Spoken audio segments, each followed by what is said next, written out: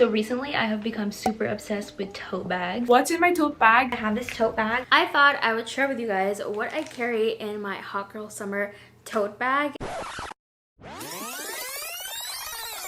So-called fast fashion allows consumers to buy more, but they're wearing these garments less often and disposing of them at an unprecedented rate.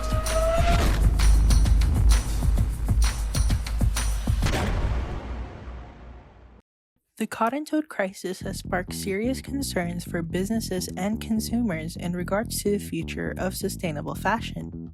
Alexandra Jessica Alsed reports. Cotton tote bags aren't as eco-friendly as they might seem.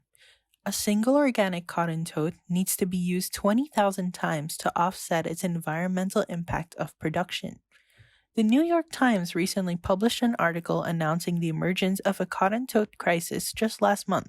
However, many fashion brands worldwide still take advantage of the anti-plastic sentiment by marketing cotton tote bags as the most sustainable solution.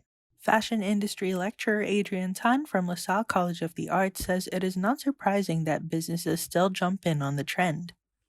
Any tool that businesses can use for branding, they will use. So on the paper bag, traditionally, if you go shopping and you have a paper bag or a plastic bag, it's got the branding. So the cotton bag, it has the branding or it's got a design. You buy it, it's pretty much the same thing. Proving Mr. Tan's point, fashion retail manager Shui Ye Zhao says fast fashion brands like Cotton On promote their tote bags by setting daily sales targets.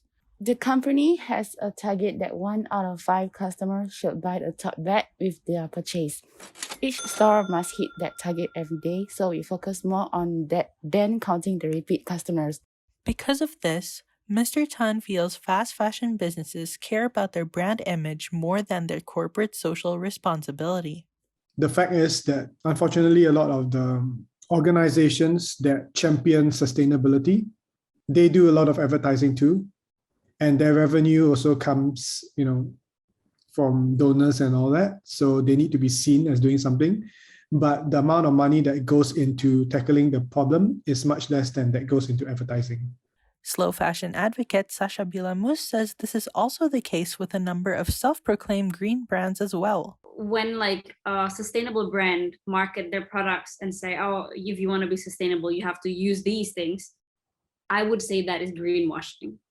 Because they always say that they're sustainable, they're green, they're ethical, but there is no proof and there is no transparency in their claims. Whatever they say, that is a marketing trap. However, Mr. Tan says consumers have just as much responsibility as businesses for making harmful decisions. To a certain extent, you may consider it greenwashing, but it's there as a choice, right? If people are using it to show that, hey, I'm being more sustainable or whatever, but that's also, again, on a very superficial level. The onus is on the consumer to make that decision. And maybe you don't even need a bag. You don't need a tote bag to begin with. Ms. Zhao even stresses that cotton tote bags produced by fast fashion brands are not as durable as people think. Our tote bag material is very thin, it can damage easily, and the color design also runs off. That's why customers repurchase because they don't know how long our tote bag can actually last with everyday usage. This is why Ms. Mus says it is more important to research about textiles and quality than about brands before making a purchase. If you just focus on the brand, then you would not educate yourself on the products and the materials that are actually sustainable or not.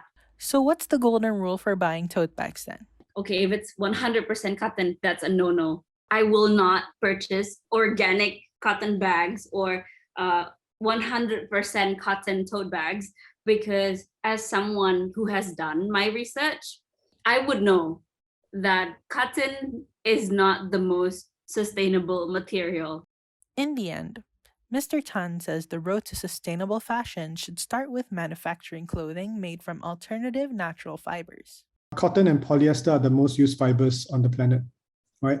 So organic cotton is slightly better, but it only accounts for a very small percentage, 0.7%, so less than 1% of global cotton production. So one of the ways to achieve greater sustainability is to have more material diversity Miss Mus says it is also possible for consumers to promote sustainable fashion and living without breaking the bank.